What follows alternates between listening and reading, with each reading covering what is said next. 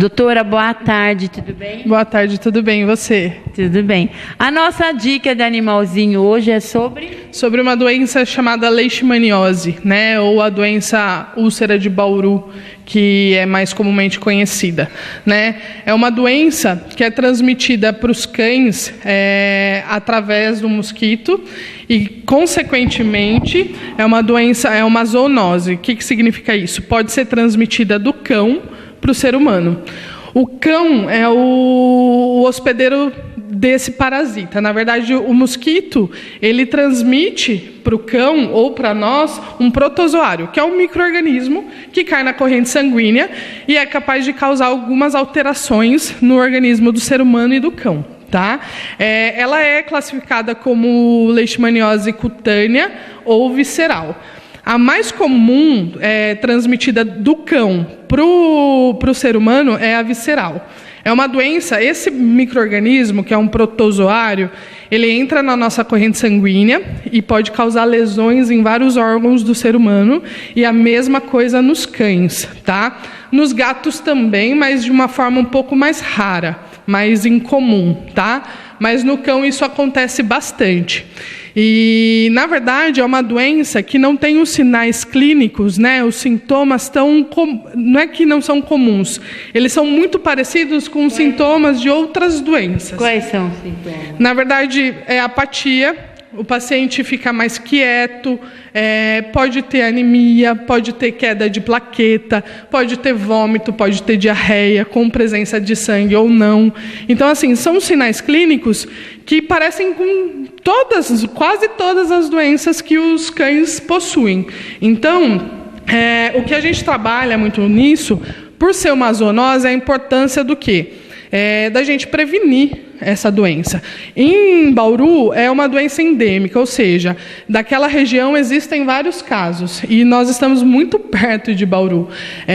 E a gente precisa cuidar, prevenir, para que isso não venha para a nossa cidade, e acaba acometendo, além da população canina e felina, também os seres humanos, né? Que é uma doença que pode levar a óbito, inclusive.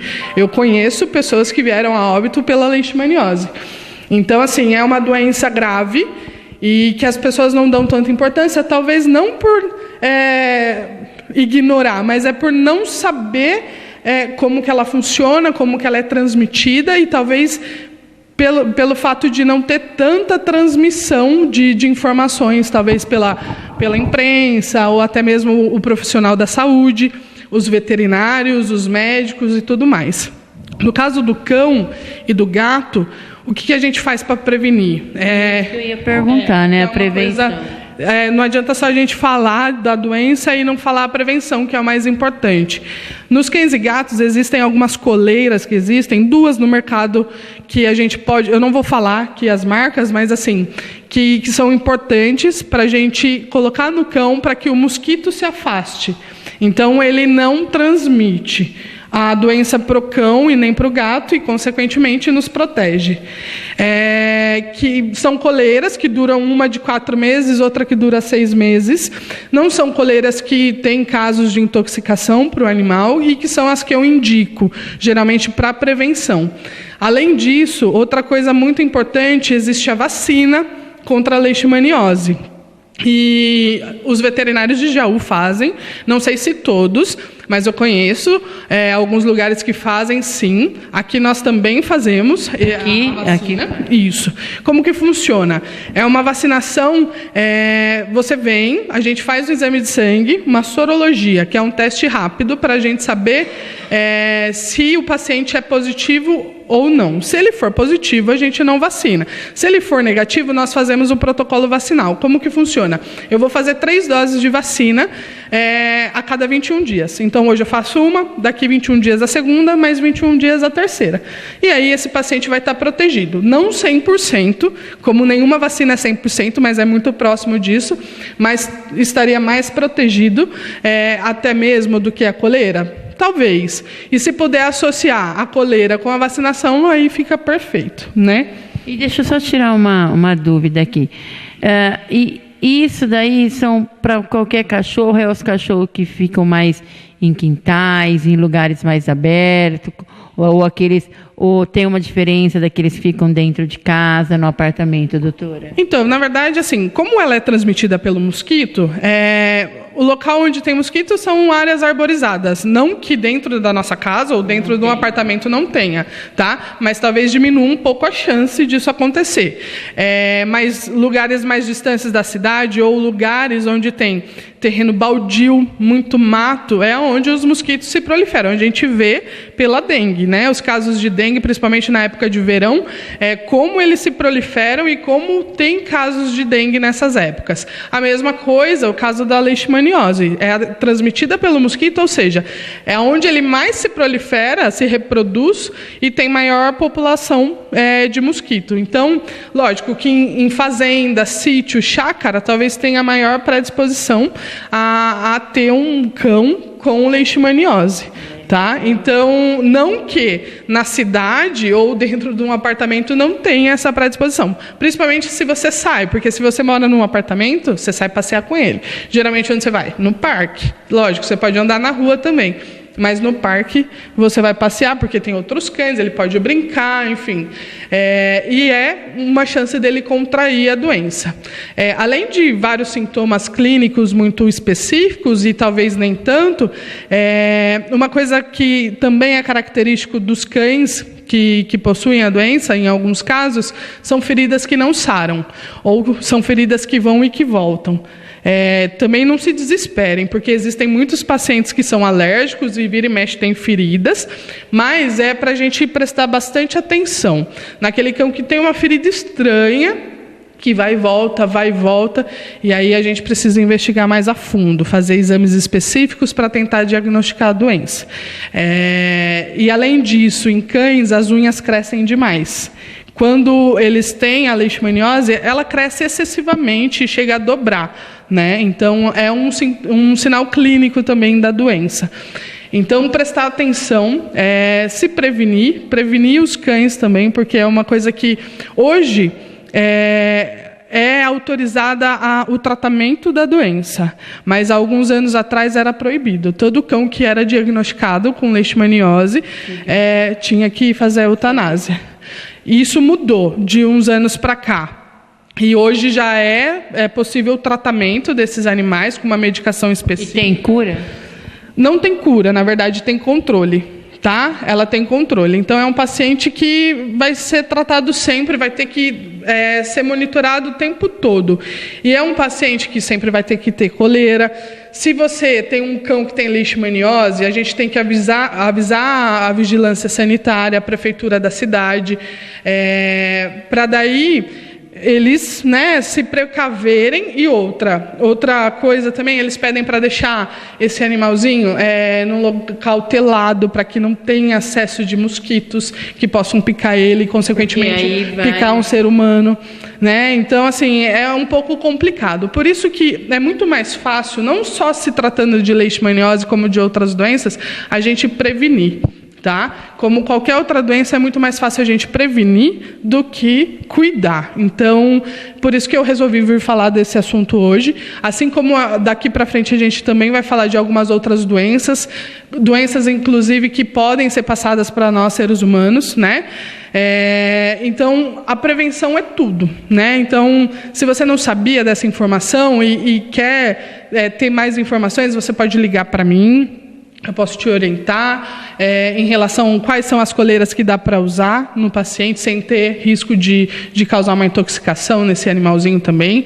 E sobre a vacinação, tudo certo, passo valores. Se você tiver interesse, é só entrar em contato. Doutora, só tirando dúvida, né, antes de nós terminarmos. Então, por exemplo, assim, é uma doença transmitida pelo mosquito. Exato. Né? Do mosquito no animal transmite para o ser humano. Sim. O mosquito transmite direto para o ser humano ou não? Também. Sim, porque ele pode estar com o protozoário no organismo. Ele pode ter ele pegou de alguém. O mosquito, se ele tiver o protozoário no organismo dele, ao picar a gente, ele vai transmitir para nós.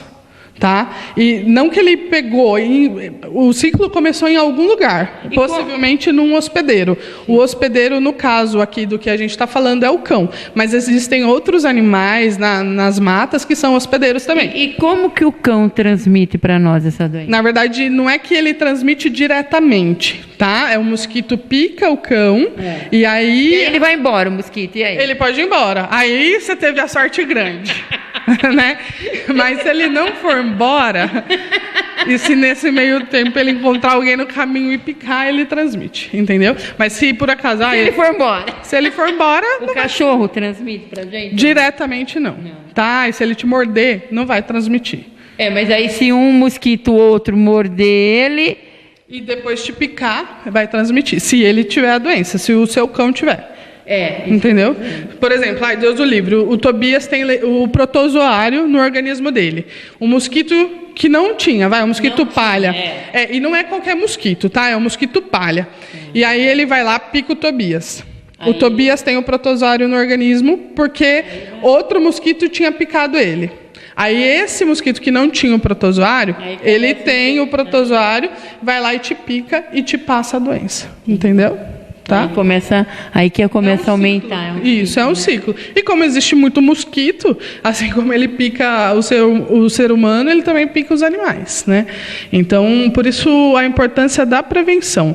E a limpeza, principalmente do ambiente, onde... se tem muito pernilongo na sua casa... Tenta exterminar isso de alguma maneira ou tenta ver um foco. Porque, assim, existe um foco perto disso. Algum lugar está fazendo com que esses mosquitos estão indo para sua casa. Pode ser terreno baldio, local que tem muita mata. É lógico que, dependendo de onde você mora, não tem como mudar isso. Mas, assim, tentar usar alguns produtos em casa também para que consiga repelir esses mosquitos. Ai, doutora, parabéns pela dica, né? Que eu falo assim que vamos rezar, né? Bauru é tão pertinho e para vir para cá não custa. Não, e eles vão quilômetros, né? Então, e sem contar que a gente também não tem o controle, não é proibido um cão de Bauru vir até Jaú, né? E ele pode vir para cá infectado e um mosquito palha pica ele, ou seja, e o cachorro vai embora para Bauru de novo ou para qualquer outra cidade que seja endêmica. E o mosquito fica aqui, gente. Fica aqui, exatamente. Aí é nós que... O Bauru tá trazendo umas coisas boas para nós, né? Não, pelo amor de Deus, não é isso. Não, modo de dizer, né? Tava a dengue lá muito forte agora... Vamos ficar aqui mesmo, gente. E aí, não é falando de Bauru, tá? Mas é que é uma cidade onde a doença é endêmica, ou seja, tem muitos casos lá, né? Exatamente. E não é de agora, tanto é que se chama úlcera de Bauru por causa que um dos primeiros focos foram lá, né?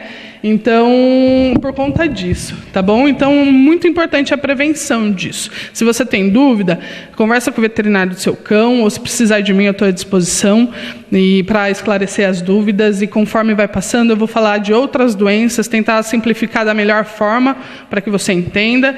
E se tiver dúvida depois, eu posso até passar meu número de telefone e vocês podem mandar o WhatsApp se não quiser ligar. E aí eu vou tentando responder da melhor forma possível, tá bom? E onde nós vamos encontrar, doutora?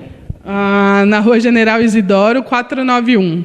Na Petland, né? Petland. E o telefone? É 3626-2797. 3626-29... Não, 3626-2797. 3626-2797. Acertei, gente. É só ligar aqui na Petland, que a doutora está aqui o dia todo, né, doutora, para poder te ajudar. Exatamente. Pode contar comigo. Fica a dica aí para você da Petland.